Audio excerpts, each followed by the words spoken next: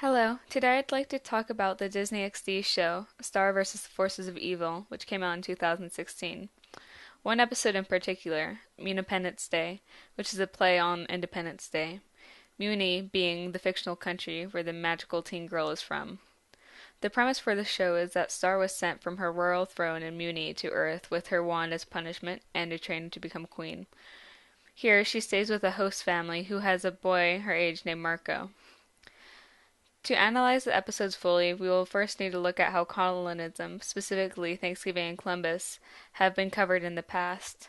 With this, I will intersect clips from MTV's YouTube show, Decoded.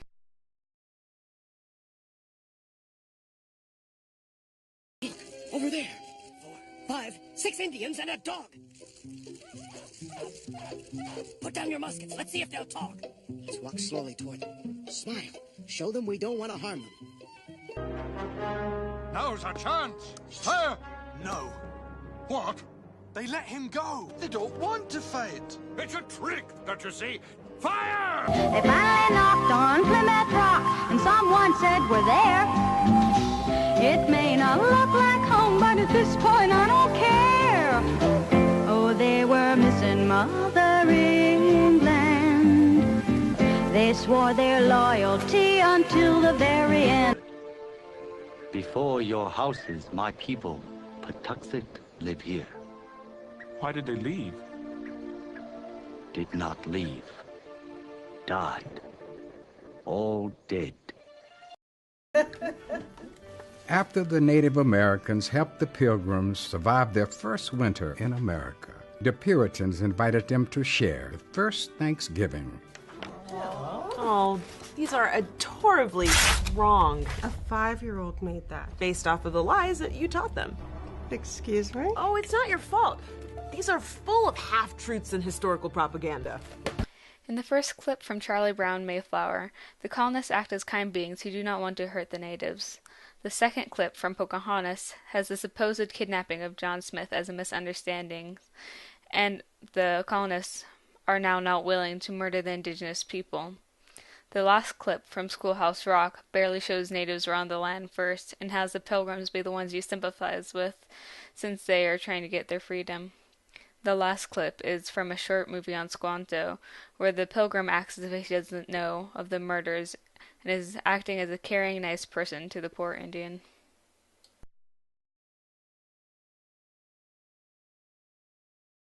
Samoset returns with the Indian Squanto. The Pilgrims were not only astounded by his good English, but also by the story of his life. I was kidnapped from my land here by Englishmen many years ago. They took me to Spain, but some friendly monks helped me to escape to England. I served a wonderful man who also had me learn English, and that man finally gave me my freedom to sail back here to my land. Long time ago, I see white man for first time. They teach me English words. I spoke for them to the Patuxet, the Wampanoag, other people too. One day a white man took me, tied me, put me on ship. My mother cried. But they take me. I went over big water to Bradford home. You went to England? England, Spain, other places too. Later I came back to this place. My people were gone. They were native Indians who lived on the land. Hello, settlers. Welcome to your new home. Thank you. Who are you? I am Samoset. I am the leader of the Abenaki people, and this is Squanto from the Wampanoag tribe. Hello, Samoset and Squanto. How is it that you speak such good English? I have had experience with other settlers who know English. We see that we are having trouble with food. Squanto here can teach you how to grow food on this soil. And so the Pilgrims made new friends and learned how to grow food in their new home. But what about Squanto, the Native American who learned English to help out the Pilgrims? He was actually a slave that was hauled off to Europe, and then he learned English so that he could escape. In the first clip, there's a lack of remorse, and even though he said he was kidnapped, he talked of his experience in a positive tone. The second clip is kind of the same, with not a ton of description, and the settlers still being very kind. And I'm not even sure how to start on the third one. First of all, the clip is from a children's YouTube channel that has 300,000 views at the time of recording, with about 600 likes and 90 dislikes on this video. It generally has praise throughout the comments in the page. This was made in 2016. And the most I could find about the channel was the voice actors from India. In this clip, the natives do not question the settlers now having the land and are welcoming of it, the settlers again being very kind. One native is light-skinned, and the other one is literally red. And the red one is dressed in a style more closely relating to Africa than North America. I try to look like any possible reason this might be. I couldn't find anything. And then the fact that this video has been playing for young kids, that gives them a huge false sense of what actually happened, is troubling.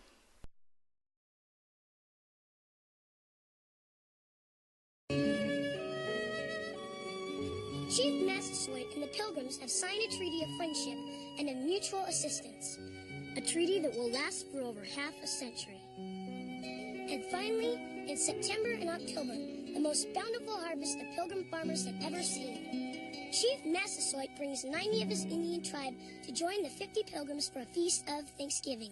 I thought the Native Americans and the Pilgrims were like besties or whatever. At best, the Pilgrims and Wampanoags could be described as political allies. By the time the Pilgrims showed up, not only were 2/3 of the Massachusetts tribes completely wiped out by European slave owners and diseases, the Pilgrims were constantly at war with the indigenous people and routinely tortured them. To celebrate the harvest, the Pilgrims invited King Massasoit of the Wampanoag tribe to the feast. The Pilgrims dedicated this day to getting together with friends and family. They did celebrate it every year, right? Not exactly. The next one was 16 years later, and unfortunately, it was because the Puritans were celebrating the massacre of the Pequot tribe. Back then, Thanksgiving was also for families, specifically murdering them. Oh. Hey, do your people even celebrate Thanksgiving? You did. Once. Exactly. In George Washington's 1789 Thanksgiving Proclamation, the settlers aren't mentioned not even once. Thanksgiving wasn't celebrated nationwide until 1863 when this guy declared it a national holiday during the Civil War in order to bring the country together. That's why all of our foods are from the 19th century. So Lincoln came up with the whole Indian Pilgrim story. Nope. That myth didn't catch on until the 1900s after we had fought and killed all the Native Americans. And then we put it into textbooks as fact. Because America.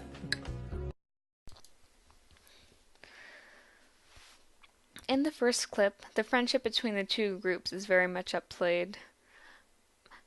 Like when they say, a treaty that will last for over half a century. So that's just over 50 years of 500 years of colonism. I think Decoded does a good job of describing the rest and the issues, because you see these patterns repeated constantly in children's books and cartoon specials.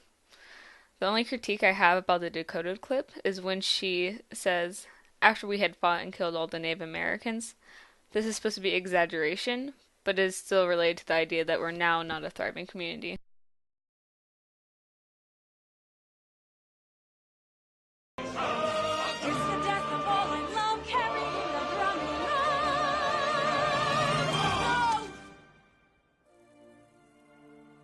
Look around you.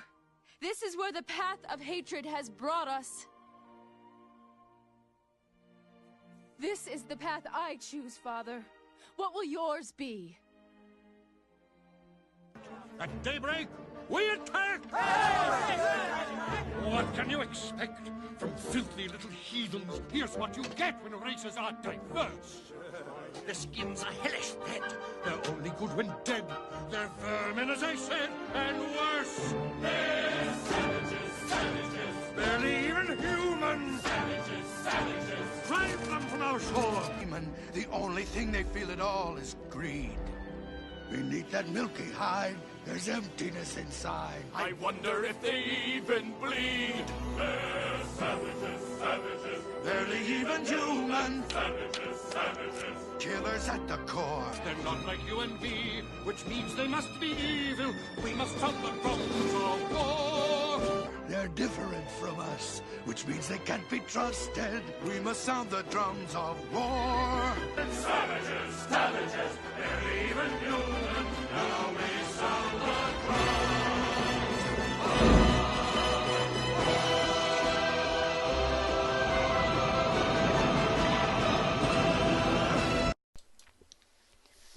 The whole movie, Pocahontas, is problematic, but particularly the ending.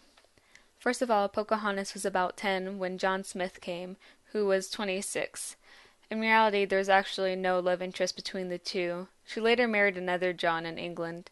She was brought to England as a captive in 1613 and used to show the English that there were civilized natives to further the funding of Jamestown. She died of an unknown illness before she could return home. The Disney movie shows the colonizer's side, saying common phrases that were actually used to describe Native Americans and are shown having powerful firearms. And the use of the words, drive them from our shores, shows that they do plan on taking the land. The movie tries to draw parallels between the two groups, showing that we're all alike, but I feel like the statement of greed and protecting the land and your people is more justified than saying stuff like, their skin's a hellish red, they're only good when dead. This does not portray the advantage the settlers had, with a lot of the native population dying of disease and having firearms, yet the movie portrays the sides as equals.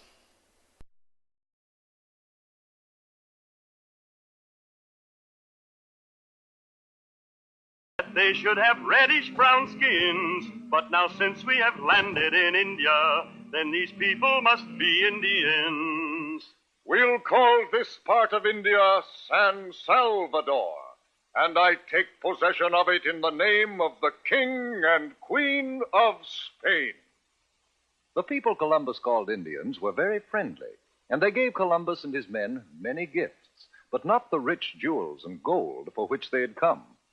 For Columbus really wasn't in India at all, and some of his men returned to Spain. Hooray for Admiral Christopher Columbus! But on October 12th, one of the crew members finally did spot land. It was one of the Bahama Islands. Columbus thought they had actually landed on one of the Spice Islands in Indonesia. He continued to traverse the surrounding islands, calling the natives he encountered Indians because he thought they were inhabitants of the Indies. Columbus returned home a hero and was named Viceroy of the Indies. Even though we know now that Columbus was not the first explorer to ever sight the Americas, without Columbus's exploration, the Spanish colonies may never have been brought to North America. For that reason, we commemorate his discoveries every year on the second Monday in October. So I'm not going to go into much detail about these two. One's from a really old clip, and the other one is from a YouTube channel. And they both don't acknowledge any of the horrible things Columbus did. And that's why a lot of people now celebrate Indigenous Peoples Day instead of Columbus Day, at least in the Pacific Northwest. I'm going to next show a clip from BuzzFeed about Australia Day, which is kind of like our Independence Day. Australia Day marks the anniversary of the first fleet of the British ships and the rising of the flag of Great Britain. There's a lot of parallels between the two, I feel, though. Australia Day. What is Australia Day? Don't you mean Invasion Day? It means different things for different people. For us, it means survival. Invasion Day, our survival. It's like somebody that comes into your house, does horrible things to your family, and they're like, dude, we're gonna have like a party and have a barbecue and listen to Triple J. Yeah, and we're going to put it on the date we turned up. People celebrating the day that your people got slaughtered and invaded, and the day that caused all that destruction and all that suffering to very peaceful people. It's the day that marks the beginning of the massacres. It's celebrating rape, it's celebrating murders.